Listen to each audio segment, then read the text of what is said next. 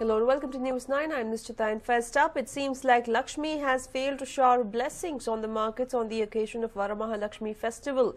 Global pressure has seen the Indian equity and currency markets trading in the red. While the Sensex is down 240 points, the rupee is trading down 50 paise at 61.69 to the dollar. The Indian rupee fell as much as 0.7% in early trade, tracking a rising dollar which gained on the back of geopolitical tensions. Well, the US dollar and gold are considered safe haven assets, but it seems like Varamahalakshmi is certainly not bringing in good news as far as the markets are concerned, because the markets are in red today. My colleague Arun joins us with more details on this. Well, Arun, what more can you tell us? Nishita, as we speak, the market has turned extremely much more weaker. In fact, the Sensex is down close to about 280 points. There is hectic amount of selling pressure on the Sensex, and that is putting pressure. The weakness in the equity market is putting pressure on the currency market as we speak. Remember, the rupee had gone down to as much as 61.69. It's marginally up right now at about 61.655, but still comparatively low to yesterday's closing of 61.22. So there is added pressure as far as the rupee is concerned. And the Indian market is basically mimicking what is happening in the rest of the world. With the Hang Seng down 48 points, you have even the Singapore exchange, which is down about 40-odd points. Nikkei, which is the Japanese market, is down about 400 plus points. So clearly the local exchange is doing what is happening globally. Most of the weakness in the global market is attributed to the American action in Iraq, and that has put pressure also on crude. So crude is trading up, and most of the investors, as we speak, are taking refuge in precious metals. That's the reason why both gold and silver are trading up, Nishita. Right. Thank you for joining us with all those details there, Arun. Well, there we have it. The Sensex has plunged, tracking other Asian markets as well, which were lower after US President Barack Obama authorized airstrikes against Islamic militants in northern Iraq. In fact, even the Nifty has slipped below its crucial psychological support level of 7,600. Sensex has shed over 200 points and Nifty is below the psychological mark. Sensex and Nifty plunged to nearly 0.8% in the opening session.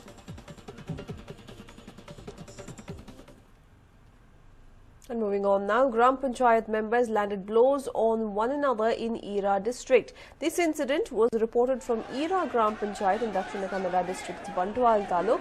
It is being alleged that financial irregularities was committed during the presidential tenure of one Razak Kukkaje, and that is what led to such an argument.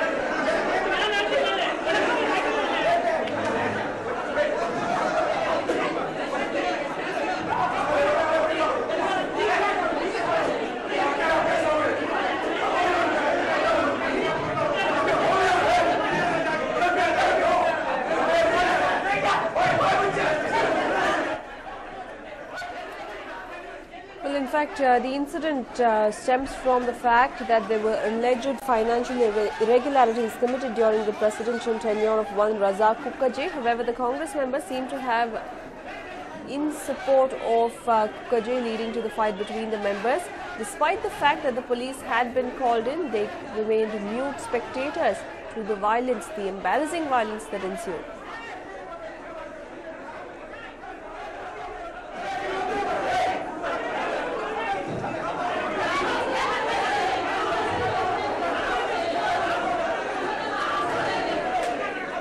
These were the scenes witnessed at Era Village's Gram Panchayat, where two groups clashed over the alleged financial irregularities during the tenure of one Raza Kukaje. While several Congress leaders supported Kukaje, this led to tensions flying high and the argument turning into a volley of abuses, and then it also became physical.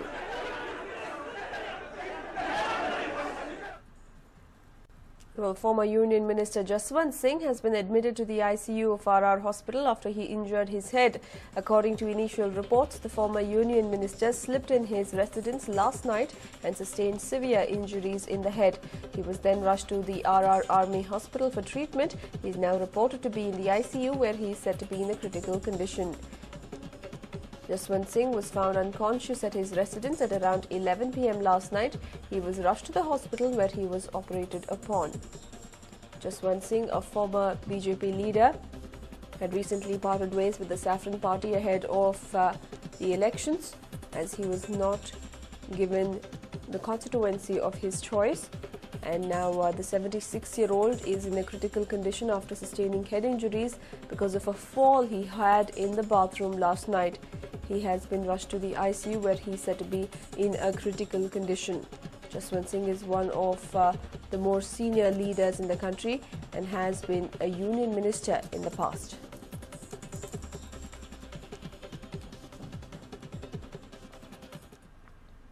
And while the State Cabinet's decision to reject the final list announced by the KPSC on the 21st of March for the 362 posts of gazetted probationer belonging to the 2011 batch was met with protests, the candidates continued their dharna overnight at the Freedom Park. And in what comes as a political twist to the KPSC scam, HDK has slammed the government for its decision. Kumaraswamy has demanded that Siddaramaiah roll back the decision. He issued a deadline of 10 a.m. today, which is already passed. He has also said that he will be going on a fast in support of the candidates. Kumaraswamy is expected to announce the decision to fast shortly. The list was rejected following rampant corruption in the selection of candidates. The government has filed criminal cases against KPSC members. The Criminal Investigation Department has conducted a probe and submitted a report to the government highlighting malpractices in the examination system conducted by the KPSC. A cabinet meeting presided by Chief Minister Siddaramaiah had discussed the list submitted to the government by the KPSC in detail and rejected it.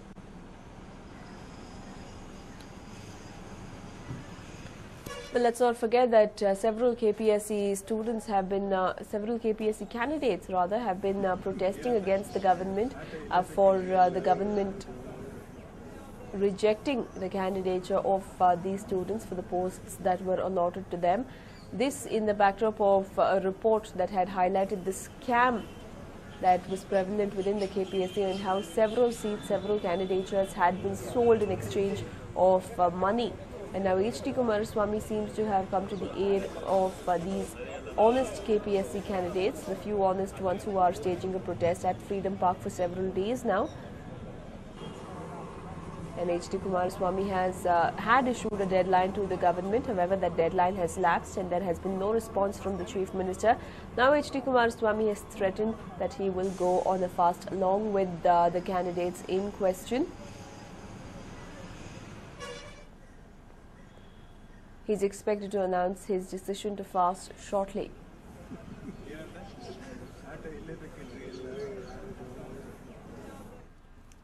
Well, Pakistani authorities will hand over a BSF Jawan who was captured in their territory after being swept away by a strong current of the Chenab River in Jammu and Kashmir.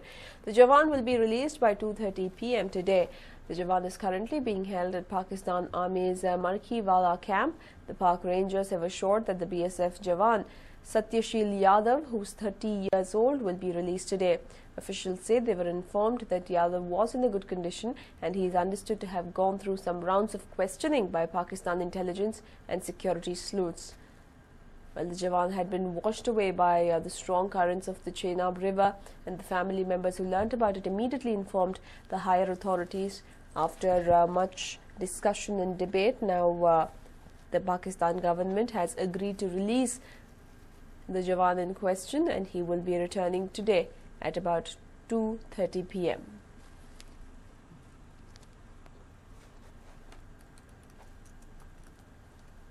Well, this had given rise to fears once again if the Jawan in question will ever be released. Pakistan authorities, however, have today put those fears to rest and have assured that their BSF counterpart and have assured that the BSF Jawan will be released and will be handed over to the Indian government today. BSF sources within the BSF have said that a company commander level flag meeting was held at 2:45 p.m. in the Nakawal border post area in Jammu's Sundarbani sector between Border Security Force and the Park Rangers, who said that the BSF Jawan would return tomorrow.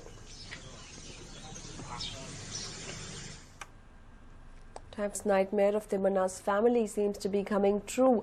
Even as the family is overcome with grief over losing Timana, they are also aggrieved over losing the land that is their only source of income. Rescue operations are not proceeding with the same urgency as before, as they fear that little Timana might have already been dead. Manikandan's robot is also not being used for rescue operations. Distraught Timana's father has written a letter to the Deputy Commissioner of Bagalkote, Hanumantahatti, pleading with district authorities to stop the rescue work as it is destroying his fields and ruining his livelihood.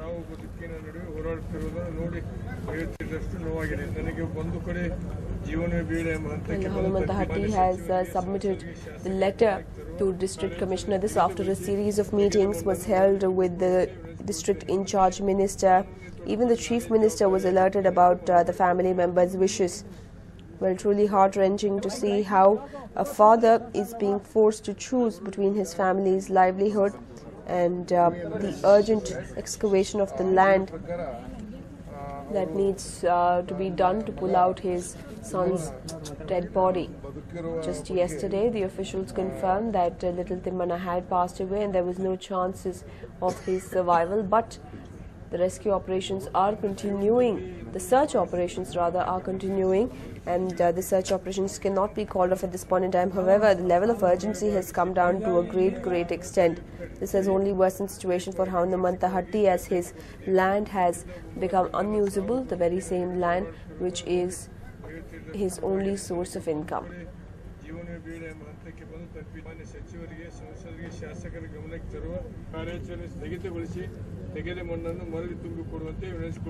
Hanumantahatti had come out and said a couple of days back as to how he had sought a loan of 17 lakh rupees for digging the borewell, and how all that had changed as the child had fallen inside, and now his entire land has been dug up. So how will he grow his crops, earn the money that he should for his family, and even repay the loan?